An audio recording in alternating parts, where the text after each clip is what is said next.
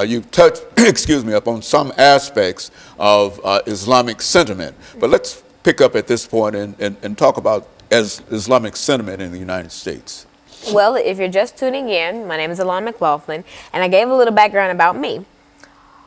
Also, in the first segment, I talked about vocabulary and key terms that you're going to need to know the definitions of to be able to fully take away everything from the show today.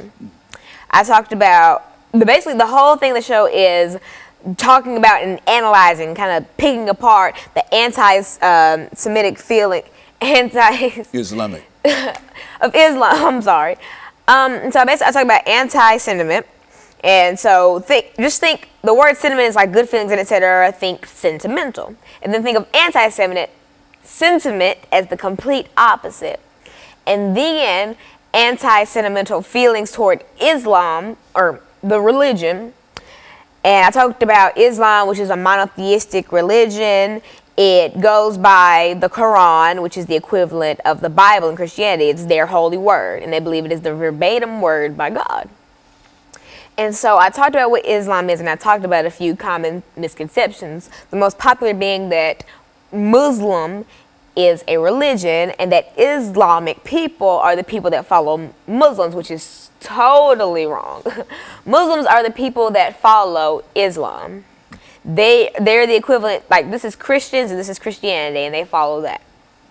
And so I talked about those misconceptions, but now I'm going to talk about the anti-sentimental feelings toward Muslims in the United States. Now, I think that you've probably encountered some anti-sentimental feelings, but you've probably just not seen that they were anti-sentimental. Like, for instance, on social media, I always see jokes of people making fun of Muslims for, say, how they dress or the Quran or something, just making wisecracks about that. And people laugh or repost it and they encourage it, but they don't really see how how painful that would be to see on your timeline. And so I just think that anti-sentimental feelings, they really, say the political election of 2016, Donald Trump, for instance, he's widely known for wanting to create a wall to keep out immigrants and et cetera, and he's also voiced so many other opinions that I don't want to get into because that's a show in itself. And so, also, there are so many stereotypes that come from anti-sentimental feelings toward Islamic people, and some aren't even stereotypes. Like, for instance, I was flying to Washington, D.C. by myself. Or no, I was flying from D.C. to Nashville, and there was a man behind me, and I think that he was a Muslim. Well, he had a Quran in his hand.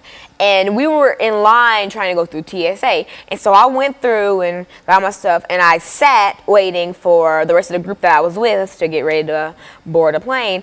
And they were just giving him the hardest time trying to go through security. And they were just doing unnecessary things that were just, like, they made him open up his Quran and they had to, like, flip through it and, like, put it through the machine. Like, that's extra. I was carrying bags and stuff, and they didn't do half as much stuff to me as they did to him. And I'm just sitting here thinking, like, wow, this is the country we live in. And other people were just looking, and I saw a couple teenagers just laughing. I'm like, are you kidding me? This is actually happening. And it caught me off guard because I've always heard about stories like that, but I've never seen anything like that firsthand. And I thought about that the whole plane ride home, and I was just like, wow. And so we see things like this. And for instance, we see things like this and we don't ever take a stand. Now, there are some brave souls who do, but for the most part, people don't. And another thing that really, really irritates me, people are always talking about ISIS, which is a terrorist group that needs to be stopped ASAP. The biggest thing that irks me is people who think that all followers of Islam are part of ISIS. That is not what's going on at all. That's like saying all people who listen to hip hop are drug dealers, or all people who listen to soul are hippies. You can't judge an entire race or group or party by one thought. Like, I grew up in a Democratic household, but I can tell you that not all Democrats hate gays or whatever. And I can tell you that not all Democrats hate Republicans. It's just, I hate stereotypes like that. And I hate when people try to classify large groups by one thing that just so happens to be popular among that group of people. Like, yes, a lot of people in the world like fried chicken. Yes, a lot of black people like fried chicken. Not all black people like fried chicken, and I wish people would get that through their heads. Well, Lana, when you see people thinking in terms of animosity toward these various groups, we've got about 2 minutes in this segment.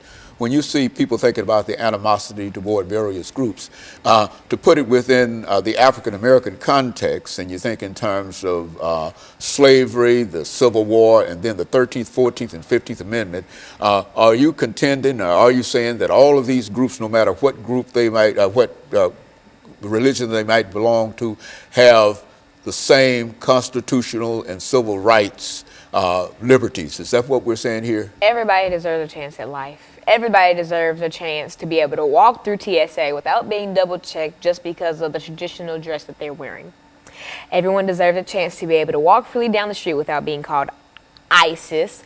Every black woman deserves the right to walk down the street without being called I don't know if I can say that on TV. No, but I'm don't not going to. And every white person deserves not to be able to be labeled as, every white Southern person deserves not to be able to be called KKK or say some stupid stereotype like they date their cousins or something. Because, I mean, sure, that may have happened in the South, but you can't classify a whole